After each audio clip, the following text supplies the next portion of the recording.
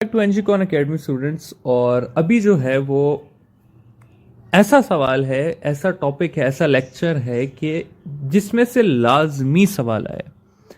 आप पिछले 10 साल का कोई पेपर उठा लें, लास्ट 2 इयर्स के एनएमडी कैट के सवाल उठा लें, ये एक ऐसा टॉपिक है जो कि मस्ट है, इससे सवाल आएगा ही आएगा। ठीक है, और वो टॉपिक क्या है? वो टॉपिक है हमारे पास momentum and kinetic energy relationship. ठीक है, ये एक ऐसा सवाल है जो कि आएगा ही आएगा। अच्छा, मोमेंटम और काइनेटिक एनर्जी आपस में कैसे रिलेटेड है? मोमेंटम और काइनेटिक एनर्जी इस तरह से रिलेटेड है कि मोमेंटम है हमारे पास √2m ke और काइनेटिक एनर्जी हमारे पास इक्वल है p²/2m। यह है हमारे पास काइनेटिक एनर्जी और मोमेंटम का रिलेशन। ठीक है, अच्छा, अब इस रिलेशन में से सवाल क्या आते हैं? मेरी कोशिश होगी कि मैं आपको ज्यादा से ज्यादा सवाल इसके करा सकूं, लेकिन सबसे पहली चीज ये स्टूडेंट्स के एक बात आप लोग याद रख लें कि ज्यादातर हम ओवर कॉन्फिडेंस में आके, या अगर मैं सिंपल कॉन्फिडेंस भी कहूं तो गलत नहीं होगा, हम ये सवाल इजी समझ लेते हैं और अपने दिमाग में इसको सॉल्व करके आंसर निकाल लेते हैं। इस पर्टिकुलर टॉपिक में मैं आपको ये एडवाइस करना चाहूंगा कि कोई सवाल प्लीज और मतलब अपने माइंड में ना सॉल्व करें, हर सवाल को रिटन सॉल्व करें और फिर उसका आंसर देखें। ठीक है, पहला सवाल इस तरह से आएगा कि हम मोमेंटम को 2 टाइम्स कर देते हैं ओल्ड मोमेंटम के, तो काइनेटिक एनर्जी कितनी होगी? दूसरा सवाल ऐसे आ सकता है कि हम काइनेटिक एनर्जी को 2 टाइम्स कर देते हैं तो मोमेंटम कितना होगा? ठीक है, अच्छा जी, अब ऐसे सवालों में क्या है स्टूडेंट्स कि आपने ये देखना है कि जिसको फाइंड करना हो उसको हमेशा लेफ्ट साइड पे रखना है। ठीक है, तो पहले सवाल में हमने काइनेटिक एनर्जी सॉल्व करनी है, तो हम वो इक्वेशन लेंगे जिसमें काइनेटिक एनर्जी लेफ्ट साइड में, यानी कि ये सेकंड वाली इक्वेशन। इससे सॉल्व करना शुरू करते हैं कि काइनेटिक एनर्जी जो है वो इक्वल है p²/2m के। मोमेंटम कितना हो गया न्यू हमारे पास? वो हो गया है 2p, ये हो जाएगा 4p²/2m। तो यहां पर ये जो p²/2m है ये ओरिजिनल काइनेटिक एनर्जी है, तो यहां पर मैं लिख सकता हूं ओरिजिनल काइनेटिक एनर्जी। तो जो न्यू काइनेटिक एनर्जी है वो हो गई है हमारे पास 4 times of original kinetic energy. Second सवाल में क्या है हमारे पास कि हमें मोमेंटम फाइंड करना है, तो हमने वो इक्वेशन लेनी है जिसमें मोमेंटम लेफ्ट साइड पे है। तो मोमेंटम की लेफ्ट साइड वाली इक्वेशन को लिख लेते हैं कि momentum is equal 2m ke। Momentum की जगह हम लिख सकते हैं, काइनेटिक एनर्जी की जगह हम लिख सकते हैं 2 टाइम्स ऑफ काइनेटिक एनर्जी। ये मैं ऐसे भी लिख सकता हूं कि √2 into √2m ke।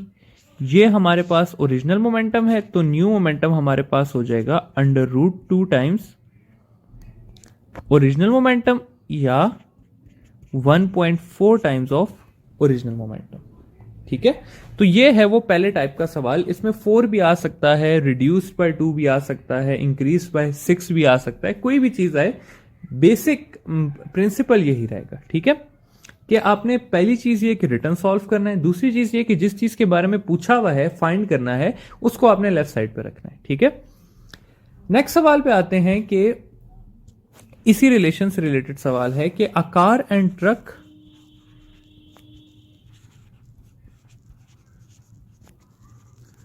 Are moving with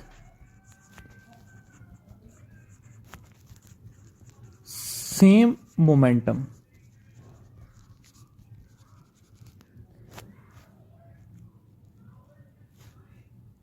which one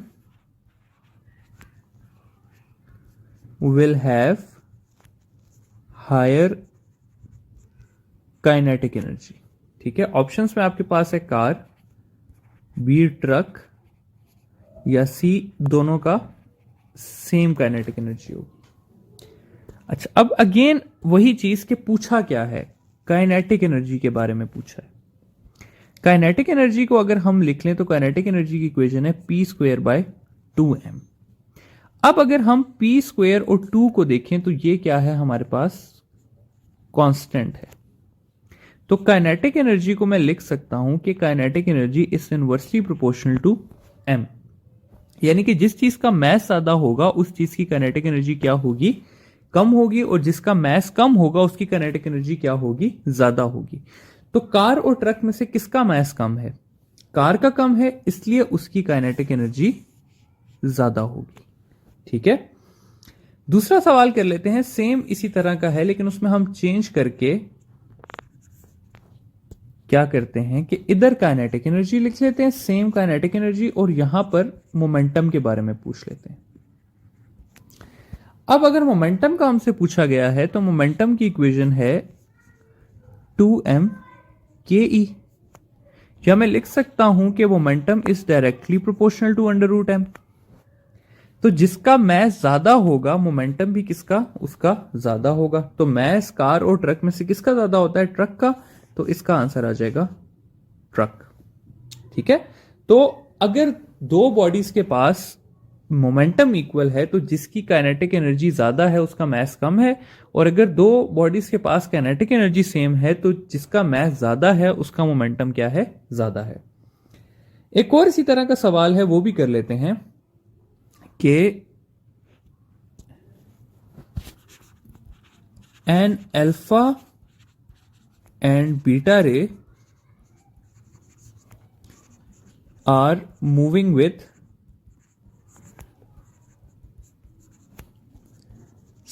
same kinetic energy, which one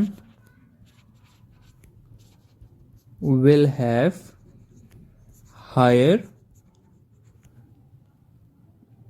momentum।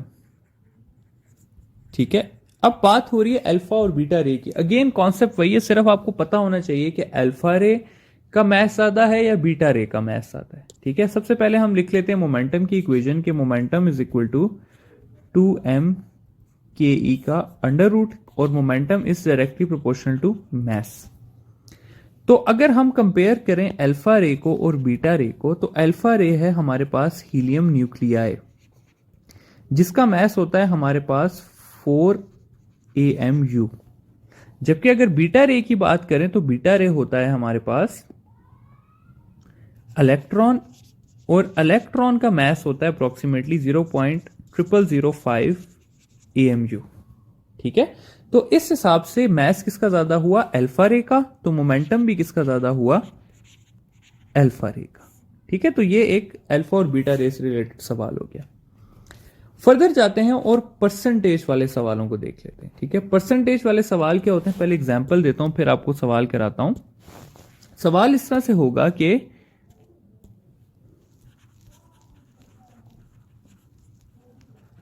momentum of a body is increased by 20%. What is the effect on kinetic energy? अच्छा students, अब ये जो परसेंटेज वाले सवाल हैं ये हमने पहले नहीं देखे। अच्छा, और ये मैंने जान के पहले नहीं कराए क्योंकि यहां पर मैंने कवर कराने थे। ठीक है, अब परसेंटेज वाले सवाल जरूरी नहीं है कि इस टॉपिक में आए, परसेंटेज वाले सवाल और भी किसी टॉपिक में आ सकते हैं। फॉर एग्जांपल, एक बॉडी की वेलोसिटी 10% इंक्रीज होगी, उसके मोमेंटम में कितना इंक्रीज आएगा।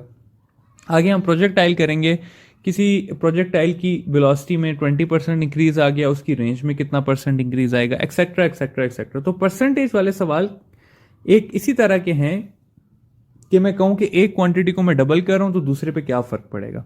अच्छा, परसेंटेज वाले सवाल को समझने के लिए स्टूडेंट्स आपको पहले परसेंटेज का कॉन्सेप्ट समझना पड़ेगा। मैं कहता हूं कि ये एक इंसान है, तो आप इसको क्या कहेंगे कि ये कितना इंसान है? मैं तो इसको कहूंगा कि ये एक 100% इंसान है।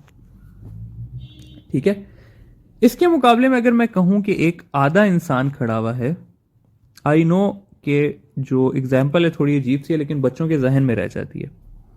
तो इसको आप लोग क्या कहेंगे कि ये 50% इंसान है, ठीक है। अब मैं कहूं कि सिर्फ इतना सा इंसान खड़ा हुआ है, तो आप लोग इससे क्या कहेंगे, ये 25% एक इंसान खड़ा हुआ है।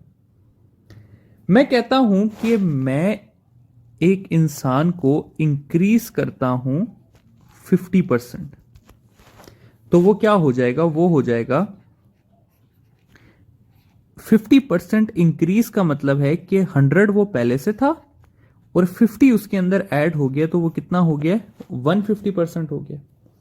अब यहां पर देखने की बात क्या है स्टूडेंट्स, कि 100 का मतलब था 1 कंप्लीट, 50 का मतलब था 0.5, 25 का मतलब था 0.25, 150 का मतलब है 1.5, ठीक है।